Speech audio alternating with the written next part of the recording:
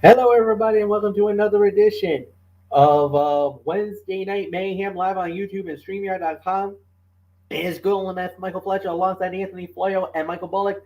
Gentlemen, you already know the routine. We start out with NXT 2.0, then to be followed by SmackDown, by AEW Dynamite, and tonight was the big AEW show. Winter is coming. We're going to dive all into it when we get there. But before we get there, let's start with NXT last night, and we started it off with a no holds barred fight. Cameron Grimes versus Duke Hudson.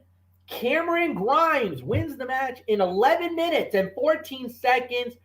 Very good match, solid fight. To say the very least, I could easily say that this is actually 3 stars, and I'll openly admit it. This was actually better than their match at War Games. I thought this was a better matchup, better elements, better psychology. I thought they actually did better than what they gave us at War Games, even though the match at War Games was actually not bad, but I felt like this was actually a tad better than what they did at War Games. So nothing more to say. Anthony Florio, it is all yours. At 11 minutes and 14 seconds, Cameron Grimes knocks off Duke Hudson in no holds barred. Very good match indeed. 3.25 to 3.5 stars for this. And I agree. This was certainly the best match Cameron Grimes and Duke Hudson have had in NXT 2.0. Though it still showed that the two lacked the necessary chemistry to be great together. The storytelling was the real selling point of this bout as they went through each stage of their rivalry in this contest. It would end here for both men's sakes. Hudson certainly looked better with certainly looked better with hair, but he does not look bad bald. He should move on and build himself back up while Grimes finds a new charismatic opponent to feud with. So I'm going to give it 3.25 to 3.5 stars. Michael Bullock, come on in, Phenom, and let's get your thoughts on this.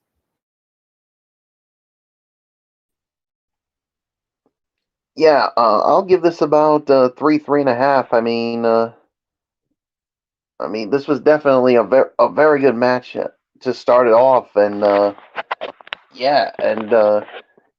this was definitely better than the match they had at War Games, and hopefully now that both of these men can move on to better things now. So nothing more to say. Fletch, it is yours.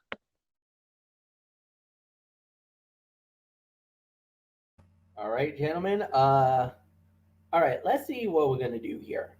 All right, so after the Grimes match, now I'm gonna leave these. I'm gonna leave it all to you guys on this one. Um, so first off, we had a promo segment by Grayson Waller. After that, we did have a match: Ivy Nile versus Army Miller, and Ivy Nile wins the match in 3 minutes and 42 seconds. Um, from there, we had Harlan. He basically squashed someone in 1 minute and 3. Then after that, this one we'll probably get into Cora Jade versus Dakota Kai. Cora Jade wins the match 6 minutes and 27 seconds. Anthony Florio, I think Cora Jade is starting to rise up in that rankings. Maybe we might have found the next challenger for Mandy Rose's NXT Women's title. Absolutely. However, this was a disappointing way of playing up Cora Jade as a worthy challenger to the NXT Women's Championship. She got beat down throughout without getting any kind of real comeback. It was far too one-sided to be interesting.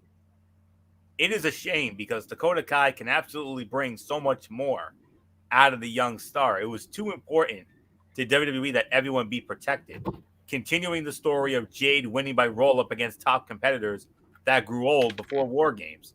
Hopefully fans finally get to see Jade perform at a higher level when she gets her title match with Mandy Rose.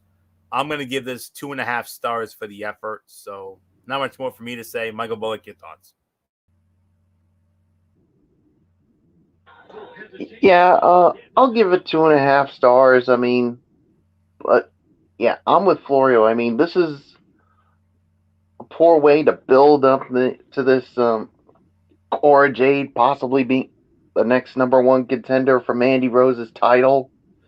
I mean, they could have done maybe a little bit better with this, but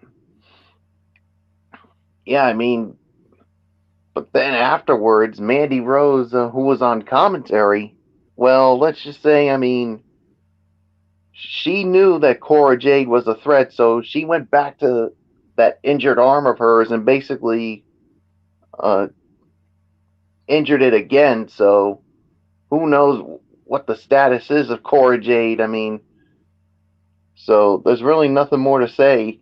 Fletch, it is yours. Yeah, solid for what it was worth. It was pretty good.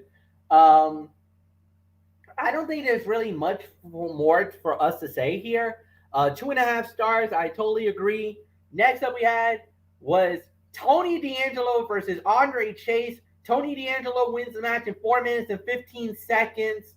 It was all right for what it was worth. I don't think it was really anything amazing. And then we had Boa. He was in the match. He won his match in 2 minutes and 57 seconds. Of course, nothing amazing there. Then we had in the, I guess you could say, the co-main event of the evening, we had Jacket Time going up against Grizzled Young Veterans. And yeah, it was Jacket Time. Jono and Eichmann, Jono, and Kushida getting the win. 6 minutes and 9 seconds. Michael Bullock, it's yours. A fine match here, but I think it was just too short for my liking here. I can only give it 2 stars for the effort here. So, yeah, there's really nothing more to say. Fletch, it's yours. Could have been a lot more better, definitely no doubt about it. But I gotta say this: Jacket Time with that win, with that victory over the Grizzly Young Veterans, and the way that they're working this team together, I gotta say it. I think Jacket Time has now put themselves at least in some consideration for maybe to become possible contenders down the line to fight for the NXT Tag Team Championships. I mean, I know this is not the best way, and I know a lot of people are a little bit on the fence about it, but I gotta say it, man. Eichmann, I like Eichmann. I like Kushida. I love Kushida. Kushida is one of my guys. I love the guy. He's amazing. Is it possible that this could happen? I would mark out if Jacket Time could be the next tag team champions. That'd be awesome. But I mean, we'll have to wait and see. Nothing more to say. Anthony, it's yours. 2.5 stars for me. Grizzled Young Veterans deserve better than the repeat losses. But unfortunately, Drake and Gibson remain a much lower priority to the top tag teams in the division. It is likely GYV will lose to the Creed brothers in the match that will come out of this. Still, NXT deserves some credit for rebuilding the division as a whole. Jacket Time is starting to look like a real tag team, adding another team to a loaded division that looked bad not that long ago. Imperium could reign for a while with so many great challengers. So 2.5 stars for this. So MF, let's move on. Not much more to move on. We got our main event of the evening. That was Roderick Strong one-on-one with Braun Breaker. It was a non-title match, but the winner of the bout in 9 minutes and 55 seconds was Braun Breaker. But after it was over, Braun Breaker, well, let's just say he ran into the Sicilian psychopath, Tommaso Ciampa. Well, showed up, left Breaker laying with the widow's bell.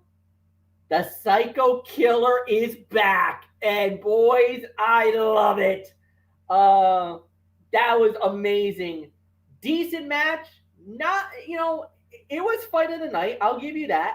Roderick Strong is always amazing. He'll always bring you something great. Breaker is getting better. I'm actually starting to warm up to Braun Breaker. I think he's getting better in the ring. His performances are getting better. So, yes, they are making him the star now, and you can tell he's doing really good. But I loved the beatdown by Ciampa at the end. Ciampa he went the Sicilian psychopath route, and I loved it. I'm so for it. I'm all about it. That's the Ciampa I've known. That's the Ciampa of Ring of Honor. That's the Ciampa of the original NXT, the Black and Gold. This was this when I refer to him as the Sicilian psychopath, this is what I meant. The psycho killer, like they were ranting and raving about. This is why I loved it. This is without a doubt the best man for the job. Nothing more to say. Anthony Florio, it is yours. To me, this was the fight of the night. I'm giving this 3.5 to 3 3/4 of a star. This was easily the best match from Roderick Strong in a while. While a great wrestler, the messiah of the backbreaker, needs opponents that brings energy to a match. That is where Braun Breaker thrives, which allowed the two to thrive against one another. The finish felt a little rushed, but otherwise, this was another great test for Breaker, who has truly not missed since arriving in NXT. If he does defeat Ciampa in their second match together, it will be an earned win, built through some of the best performances of NXT 2.0's legacy to date. Strong versus Hayes seems to be on the horizon, which would be an easy way to phase out the NXT Cruiserweight Championship. A winner-take-all match would get rid of a title NXT is clearly not interested in moving forward with. And it should also be a great match. So I'm going to give this 3.5 to 3 3/4 of a star. This was the fight of the night for me. So Ciampa and Breaker one more time. I think that will happen. It happen at the New Year's Evil in a few weeks on January the 4th, the first NXT of 2022. So that's just my thoughts. So with that fight of the night, 3.5, 3 3/4. Michael Bullock, your thoughts? Yeah, 3.5 stars to me. This is the fight of the night. I mean, this is the best I've seen from Roderick Strong in a while. I mean, obviously having to wrestle with Braun Breaker and then I mean afterwards with the beatdown by Tommaso Ciampa, and basically this is, like you said, this is the Tommaso Ciampa we all know and love, and hopefully we get more of this. And yeah, a future shot, a future NXT title match between these two could go down at New Year's Evil. So we'll wait and see what happens there. So nothing more to say. Fletch, let's get into our overall thoughts on the show. Anthony Florio, lead off. Yeah, this was yeah. Way too many cutouts. I mean, yeah, there were some moments. We had a couple of good matches here and there, but at the end of the day, this was this was not good. What do I want to give this? Maybe a 5, maybe. I mean, yeah, 5. I mean, I think 5 is the best way for this to go. I mean, we did have a couple of good matches. You know, the opener and the main event. It seems like the opening match and the main event always deliver. Everything else in between sucks. So that's really all there is to say on this. The epitome of a so-so episode of NXT. And like I said, there were some things that were done well. Main event, you know, great, was good. Grayson Waller, positioned like an uber heel at the moment. And while we don't love Gacy's character, Harlan was properly put over as a badass. But at the same time, the Cora Jade Dakota Kai match was sloppy. The No Holds Barred match, I mean, that was good too. And does anyone care about Boa at this point? Considering how much this show was split down the middle between good and bad, I think a 5 seems to be the appropriate rating. Yeah, snooze fest. Yeah, 100% agree with you, Bullock. Absolutely. So, it's the same old story, same old song and dance every week. First match is good, main event is good, everything else in between, yeah, no. So, but next week's show looks a little promising. I mean, you got Dakota Kai and Raquel Gonzalez. I assume that's going to be the blow off of their rivalry. I know it's I believe it's a no disqualification type match or something like that. So, I think they'll steal the damn show, and a couple of other things here and there looks pretty good. So we'll see. So, but here, no, 5 out of 10 for me. Michael Bullock, same old story, same old song and dance. First match, great. Main event, great. Everything else in between, that's the problem. Yeah, that's been the problem with this whole NXT 2.0. First match is really good. Main event is really good. But in between, it sucks. I'm just calling it like I see it. 5 out of 10. Nothing more to say. Fletch, it's yours. Yeah, I'm in a full agreement with that. It is a 5 out of 10. Like you guys been saying, it seems like everything is going. Like you said, the start of the event, excellent, fine. We'll give you the kudos to that. Main event, fine. We'll give you kudos for that. But there is a gap in the middle that I don't think they've really figured out yet, and I truly believe they need to. If they do, they'll be fine. But as far as it being like, I'm gonna say, and I'll be openly honest, I thought this was better than anything that they've done in the past as it relates to the match itself. I think they did very good. I think they've done a great job, and there's really nothing more than that. And I'll say that. So, nothing more to say. All right, guys, here we go. Winner is coming. The AEW's big event. They did it here tonight. And boys, we started it off with the big one. The AEW World Heavyweight title on the line. Bryan Danielson versus Adam Hangman Page.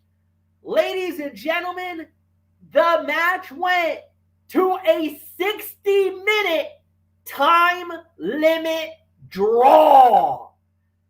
A time limit draw, no winner in the match, barring a rematch between these two men at a later date. Still, your AEW World Heavyweight Champion is Adam Hangman Page. Now, all right, I get it. Michael Bullock was very angry with this outcome. I think he was looking for a decisive winner. And quite frankly, I don't blame you. I think we all were looking for a decisive winner. We all wanted it to win here. However, they did protect both men. And I completely understand why. This was, without a doubt, the fight of the night. There's no ifs, ands, or buts about it. Fight of the night. Best matchup. You could easily call it maybe fight of the year. But I get it. A lot of people felt like this was a very sour note. But if you're going to do storyline progression, if you're going to do a rematch, you got to give us one more. Now fans are going to be clamoring for one more fight. They're going to want another match. They're going to want another battle between these two, especially after what we got this time around. This was easily 5 stars. Now, I know. Normally, under protocol of wrestling form rules, we would automatically yell NA, and we don't give a rating on this match. I am gonna pull that rule off the table. That will not fly here tonight. This was, without a doubt, an amazing fight. An amazing match. It deserves a rating. I'm giving it the full 5. Am I angry that there was a time limit draw? Yes. Am I angry that we don't have a resolution here? Yes. I am very bitter with AEW here tonight. However, I'm going to put my ego and my anger aside and says that this was a great darn match. This was an incredible fight. And now, this close to the end of 2021, this easily is a candidate for Fight of the Year. So that is all I'm going to say about that. Anthony Florio, it is all yours. MF nailed it. This was a match of the year candidate. Right up there with Bryan Danielson's 30-minute time limit draw with Kenny Omega at the Grand Slam in September. And for Hangman Adam Page and the champion's first opportunity to prove that he belongs in that position, he did just that, hanging with the best wrestler on the planet for 60 minutes. The moment was never too big, nor were the time constraints too long. He was Bryan's equal, and that goes a long way in establishing credibility for him in that role.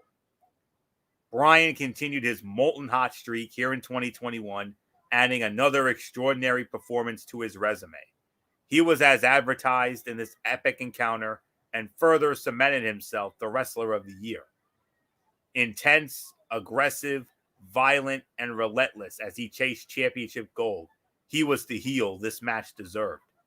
The rematch will be excellent, and the boos that rain down following the decision indicate the fans want more. They'll get it, and AEW will reap the rewards.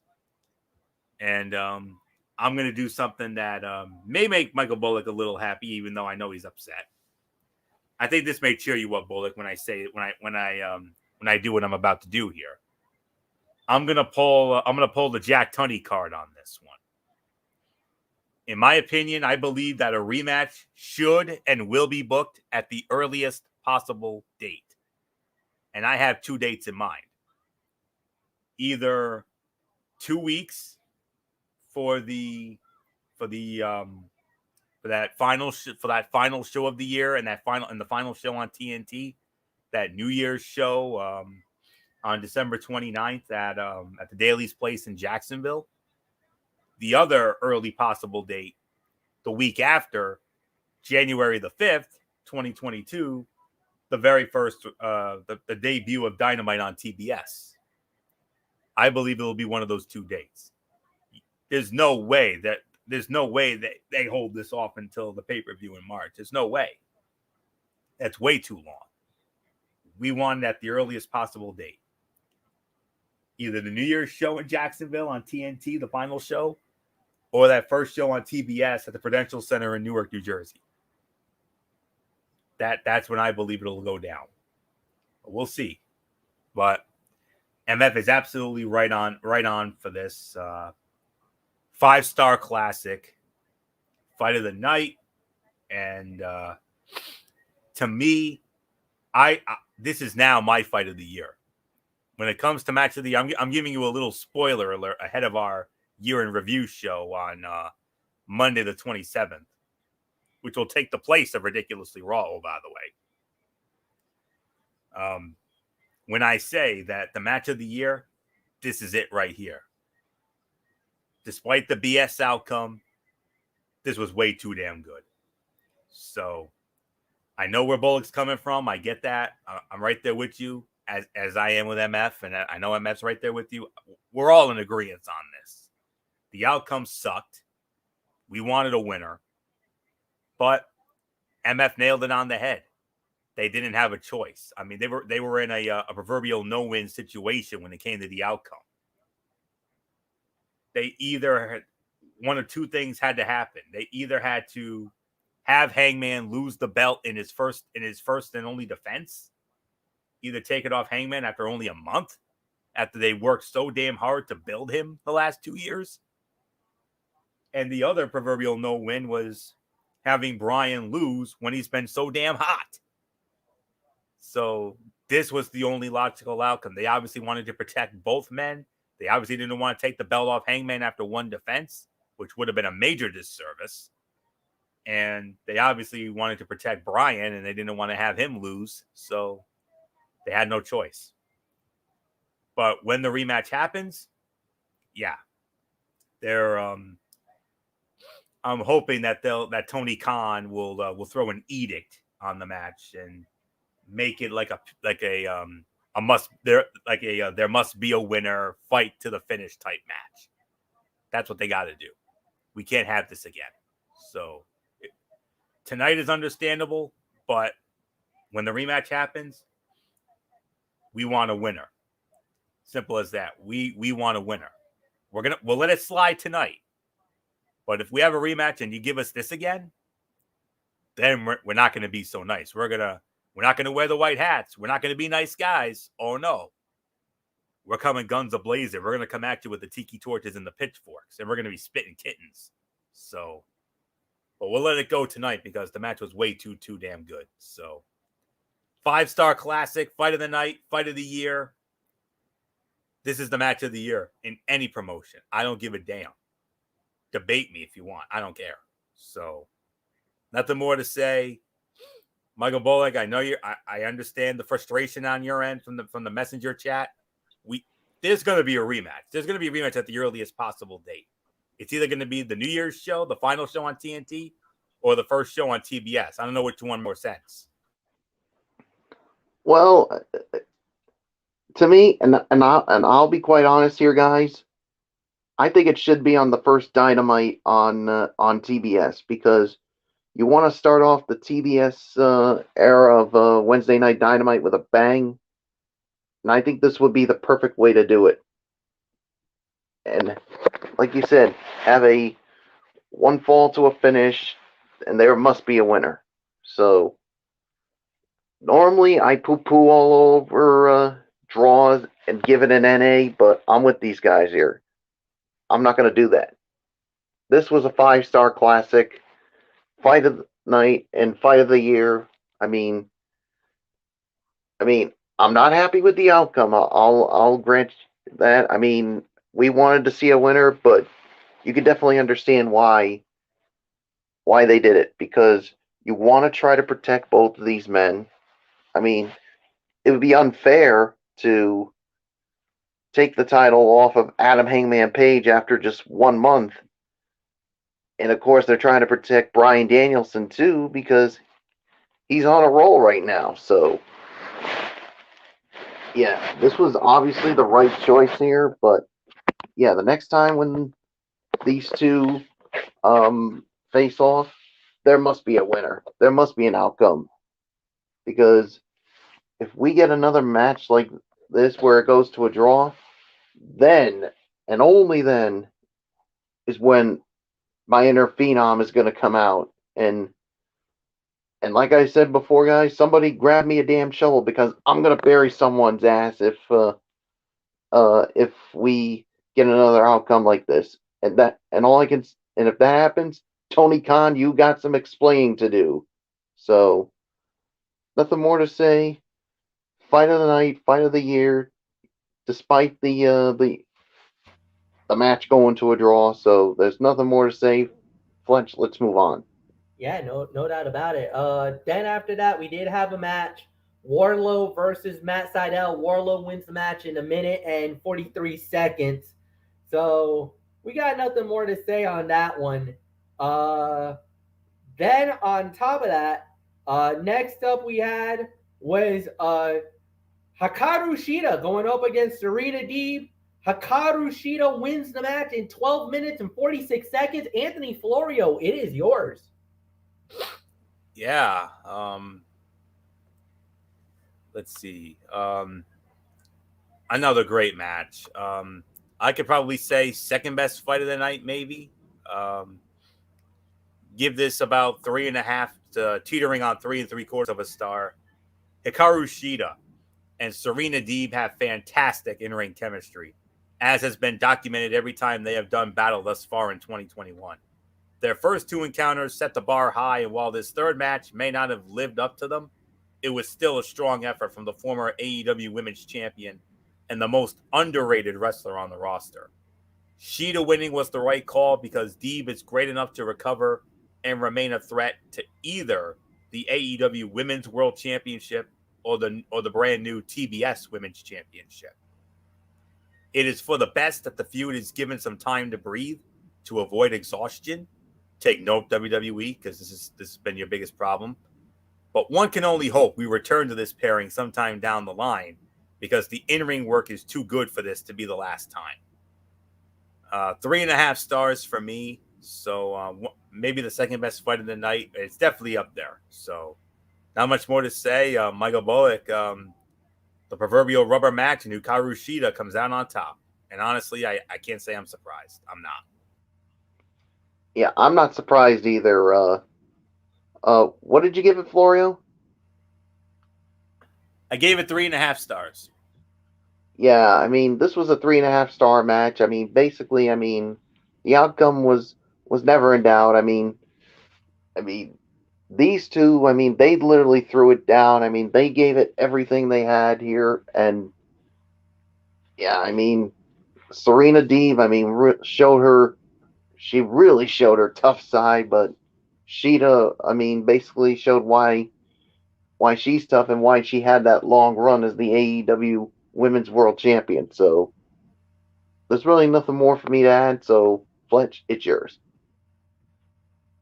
3 stars, no doubt about it. Total agreement with you guys on everything that you just said. Incredible match. Great outcome. I'm a big fan of Hikaru Shida. I loved her body of work ever since she started in AEW, and she continues to rise and get better and better and better week in and week out. She is definitely a candidate for me, and it's amazing what she has done up to this point. So nothing more to say.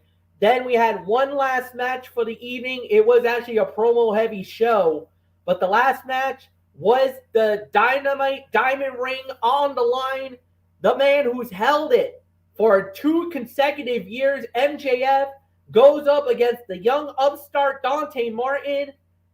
MJF successfully defends the Dynamite Diamond Ring. He gets to keep it for a little while longer. He beats Dante Martin 12 minutes, 25 seconds. Michael Bullock, your nemesis, your buddy, gets yet another victory and gets to keep the Dynamite Diamond Ring 3 years in a row.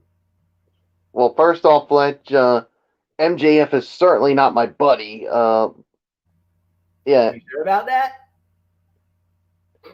1,000% sure about that. He ain't my buddy. He's well. I'm gonna be nice here and not mention it. I mean, there's some things I could say about, thank you. But I'm not gonna do it. I ain't going there. No way. To me, this was about another 3.5 star match. I mean, Dante Martin continues to really impress me, but obviously, I mean, they want to keep it on him. Obviously, with some distraction from Ricky Starks, and of course FTR. But after the match, I mean, Sting and Darby Allin attacked them, and then of course you had the 1-man advantage. But then MJF's nemesis CM Punk comes out, and boys, next week we got ourselves a 6-man tag. CM Punk, Sting, and Darby Allin going up against MJF and FTR. Man, oh man, I cannot wait to see this, and I cannot wait to see MJF and CM Punk finally step into the ring, even though it's a 6-man. But I cannot wait to see it. But somewhere down the line, CM Punk and MJF are destined to face each other one-on-one. So, nothing more to say. Fletch, it is yours. Yeah, 3.5 stars, no doubt about it. Solid main event. An incredible match. Really, nothing more to add on that point. And yeah, the outcome was never in doubt. MJF keeps the Dynamite Diamond Ring 3 years in a row, like I said. Solid main event. Nothing more to add. And yeah, Floyer, what's yours? What was the time of that again? 12 minutes and 24 seconds. All right, 12:24. All right. Another 3.5-star match here. I definitely agree with that. Well, hang on. Dante Martin is undeniably a star of the future, and MJF is a star in the here and now. And they had a solid main event to close out the show. It wasn't quite the quality of the heels pay-per-view match with Darby Allin, but it was a high-energy bout that saw the right guy go over, all while escalating Dante Martin's feud with Team Taz. More importantly, it allowed MJF to retain the ring, which has been a go-to weapon for the hated villain. The main event for next week's show is going to be electric.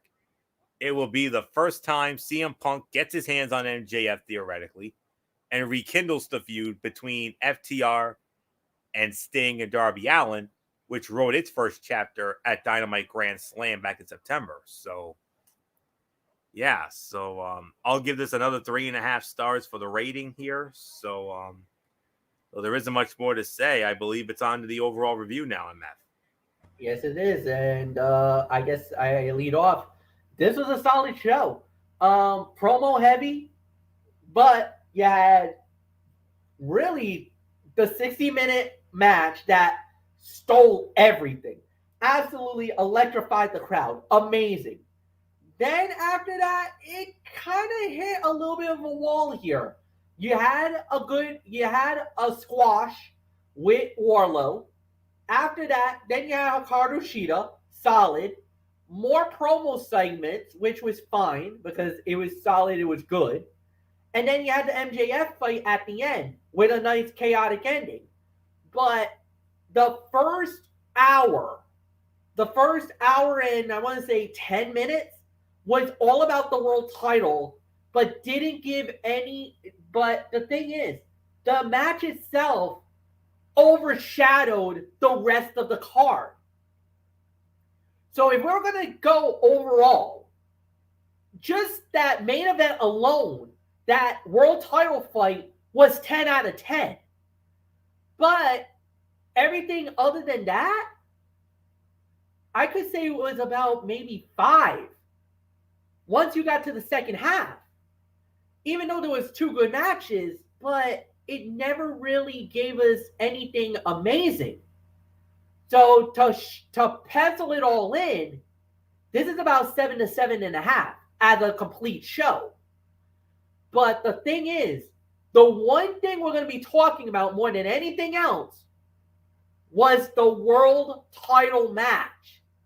Everything else, unfortunately, was irrelevant. It didn't really matter. One match stole the whole night, and everybody's going to be talking about that. Once you go after that, there's nothing else to add. Anthony Florio, it's yours. I 100% agree with everything that MF just said. 7 to 7.5 is the correct rating for this show. Yes, the main event stole the damn. The World Heavyweight Championship. We knew that was going to steal the damn show. We didn't think it was going to go the distance and give us a draw. Yes, it is the match of the year. Yes, but yes, we had those 2 very good matches with Shida and Deeb and MJF and Martin. I mean, all 3 of those matches were really good, but the other stuff could have been better. So, yeah, 7.5 is definitely the correct rating for this. So, no doubt about it. So, with that being said, Michael Bullock put the bow on this, and then we're going to do something very special on the show this evening. Yeah, 7 to 7.5, I think, is the correct rating. And like you said, I mean, the thing everybody was going to be talking about is that world title match. I mean, everything else, I mean, yeah, you had 2 good matches, but there really wasn't anything to write home about. I mean, and you know what? I can't believe I'm about to say this, but I feel bad for for Serena, Deeb, Hikaru, Shida, and MJF and Dante Martin, because they tried to give something for the fans to entertain, but I just think the fans were just worn out, or basically couldn't care less about the other matches, because all they cared about was that world title match, and rightfully so. So it was still a good show, but the only thing that the fans are going to be talking about is Bryan Danielson and Adam Hangman Page. The other stuff, they're not even going to care about it. So that's just how I feel. So nothing more to say. Fletch, let's get into our preview of Thursday Night Football. And boy, howdy, we got ourselves a dandy here. Yes, indeed, guys. Tomorrow night is the start of Week 15 of the National Football League. And, guys, from now on, right here on Wednesday Night Mayhem, we will preview the NFL Thursday night games for the remainder of the season. Normally we wouldn't have to do this because of the fact that we always would have to do other games or other things or whatnot. But because we're moving the shows to Thursday night, we will definitely be covering it. And who knows, we might even do some commentary during the Thursday night game tomorrow. So with that said, it's a big one, guys. Over in the AFC West, the Kansas City Chiefs goes to SoFi Stadium in Los Angeles, in Inglewood, California, to take on the Los Angeles Rams in a primetime matchup. The game will be on Fox, simulcast on NFL Network. Los Angeles Chargers. Yep, Los Angeles Chargers. It is going to be on Fox, simulcast on NFL Network. And for all you streaming heads out there, you could also watch it on Prime Video, Amazon Prime Video. You got to be a subscriber to it, though. And as a matter of fact, for all you Twitch users out there, go onto the Amazon Prime link and you can watch the game on that website. The commentators for the game, as you know, is the Fox crew, the A-Team, as it will be Joe Buck, Troy Aikman, the Hall of Famer Troy Aikman, and Aaron Andrews on the sideline. And just Christina Pink as well. And Christina Pink, okay. I didn't know she was added to the crew, but okay. And this is the second meeting for the team, because they did meet back in September 26th. The Chargers beat the Chiefs 30-24. This is the rematch. And the other side note that I'll give it is that Kansas City is the 3 to 3.5 point favorite going into tomorrow. And oh, by the way, the Tony and Mikey special, our game of the week. Hello, friends. So with that said, I will do, like Anthony Floyo always likes to say, I will do that thing I like. I'll start it off. So with that said, I think this is going to be a very competitive matchup. Obviously, the thing that everybody's going to be talking about is going to be, Patrick Mahomes versus Justin Herbert. That is, obviously the eye-opener about the whole thing.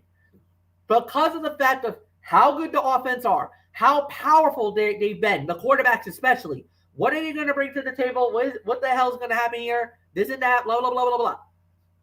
But the one thing that I've noticed what Kansas City's been doing is, yes, offensively, they're a juggernaut. The one liability they've had lately has been their defense. Not anymore. Their defense has gotten better.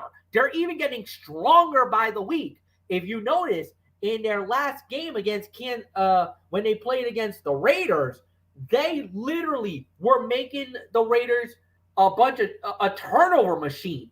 I mean, you're talking about that they gave up 4 sacks. On top of that, they forced 4 fumbles, lost all 4. So it was 3 sacks in the game.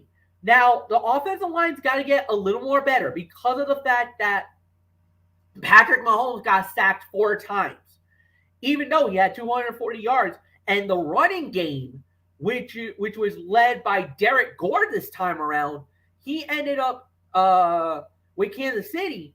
You had Clyde Edwards-Helaire, 39 yards for 2 touchdowns. Derek Gore had 66 yards rushing with a touchdown in the game.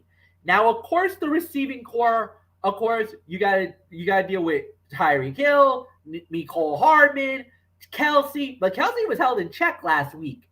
The thing is that the Chargers D is good. They are definitely within the top of the stats in the AFC. When you talk about the Chiefs, they're number 5 in total offense, number 6 in passing. The rushing is 16th. They gotta get better at that. 27 points is tied for 8th. But the one thing that I gotta say, and the one thing that is talked about, is that you can't really run on these Chargers now. I mean, you can't really run on the Chiefs now. They've gotten better. They're only giving up about 110 yards rushing per game. That's 14th. The passing attack is their biggest liability. They're 26. They give up almost 250 yards per game. And with a guy like Justin Herbert, that right now is averaging almost 280 yards per game, that is not a good liability. They can't really run that great. But the thing is that here's the biggest problem with the Chargers. They're really good against the pass. That might not be a good night for Patrick Mahomes, but they can't stop the run. The second worst rushing defense in all of the NFL. If you're Clyde Edwards-Helaire, if you're Derek Gore, if you're Damian Williams, right now, you're salivating. You're loving this right now because you're thinking, we could run on these boys. We could actually do some damage. And plus, with the Chargers scoring 27 points per game, but giving up 25 a game, that is not good at all. Where the Chiefs, they scored 27 points, that's fine, but they only give up 21 per game. Something's got to give. That's a recipe for disaster. Now, I get it. The Chargers won the first game. That was in Kansas City. But then again, I kind of felt like the Chiefs didn't really get everything going. They weren't really there yet. Now it looks like they're starting to cook. They're starting to look like that Super Bowl contender that we all knew. They're starting to look like the 2-time AFC champions, Kansas City Chiefs. And just like New England, we knew this was about to happen. It wasn't a matter of if or when. It wasn't a matter of if. It was just a matter of when. It looks like Kansas City has put it all together now. Kansas City wins tomorrow night. 31-27. The Chiefs comes back and wins over the Chargers at SoFi. Anthony Florio, it's yours. Wow. Yeah, you did that thing I liked and then some, MF. Wow, that was great. Man, normally you follow me, but in this case, I'm following you. So, but anyways, couple things. First off, I believe next Thursday's game will be the final Thursday night game of the season. Because I don't think we're going to be seeing any more Thursday games on Thursday nights after next week. There's one more Thursday night game that's next week. That'll be with the San Francisco 49ers and the Tennessee Titans. Solid matchup there. And we'll address that on this show next week. But anyways, getting to this now. As MF mentioned, the Chiefs lost a 30-24 home game to the LA Chargers in week 3. So this is the last game they need against the team one game behind to help secure another AFC West division title. Justin Herbert has been on fire with Los Angeles' downfield passing game, but their rushing attack might be without Dynamo Austin Eckler on a short week. Herbert will play well, but Patrick Mahomes has been money on the road and will outduel him with help from the better all-around defense and more traditional rushing success. Justin Herbert and Patrick Mahomes are among the top 5 passers in terms of yardage, and they will revisit the 30-24 thriller from week 3. The Chiefs, however, are doing it with defense, as MF said. They have allowed 17 points or less through a 6-game winning streak. That's good enough to travel and pick up another huge AFC West victory and put them within striking distance of yet another division title. First place is on the line to the winner, and the series history, the Chargers have now cut into that series lead. It's now 64-57 with a tie. That one tie came in 1965 in San Diego, a 10-10 tie there.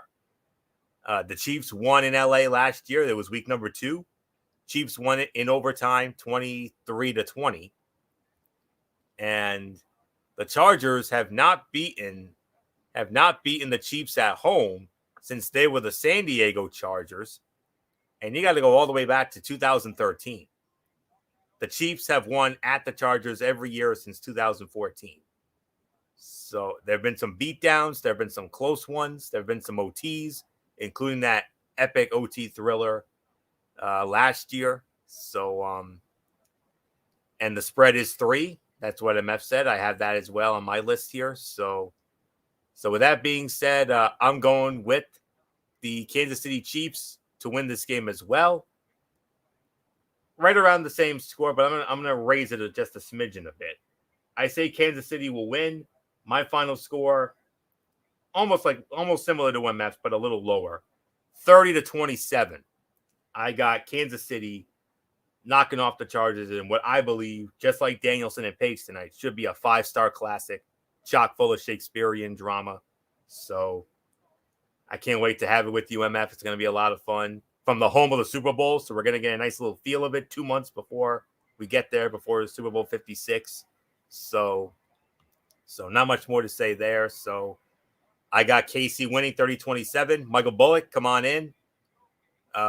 You're the impartial one here because this is the Tony and Mikey special here. So, well, let's get your thoughts anyway. Chiefs, Chargers, first place in the AFC West to the winner. Yeah, this is definitely a big one here, and yeah, I mean whoever wins this game, I think, is going to end up coming out with the AFC West division title. I mean, yeah, the LA Chargers basically came in to Kansas City and upset the Chiefs. So, but Kansas City has gotten better since the last time these two teams met. And yes, it is at SoFi Stadium. That place will be rocking, but so will Patrick Mahomes and that Chiefs offense. And defensively, they've gotten better too. So we'll see how they're able to contain that Chargers offense. But anywho, I'm going with the Kansas City Chiefs as well. 30-27, I think, is the correct score here. So Kansas City wins and keeps pace for that number 1 seed in the AFC. So nothing more to say. Let's put a bow on it. Well, with that said, tomorrow we will be doing another edition of, like I said, NFL Thursday, hosted by Anthony Florio. We could be talking about the game while it's happening, do some live commentary of Chargers and Chiefs from SoFi. And then, of course, we will cover the remainder of the NFL schedule. We got some very good matchups, especially on the Saturday slate with another monster game. The number 2 game of the week, the New England Patriots versus the Indianapolis Colts. a rivalry of one of the greatest battles in AFC supremacy. They fought many times for, the right to go to the Super Bowl. Floyo, you and I have done many of those games in our lifetime. A lot of special memories, man. A lot of special memories. Unfortunately, we're not doing that game. Nope. That's the number 2 team. The number 2 team. Michael Bullock and Derek Ferreira gets this one. What a treat for them on Saturday night. But not only that, but we got a lot of good matchups throughout the entire landscape of the NFL. Especially on our side. Especially in the AFC. We'll get into that tomorrow night, 10:30 as always. And then Cerebral Smack Talk on Friday night. And yes, we've been talking about it. We have SmackDown Live. And yeah, we got some major bombs that's coming. Don't forget AEW Rampage too. AEW Rampage as well. So 11 p.m. Eastern on that one. And then, so with that said, hope you guys had a wonderful evening. Good night. We'll see you guys tomorrow night. For all of us here, so long, everybody. Goodbye.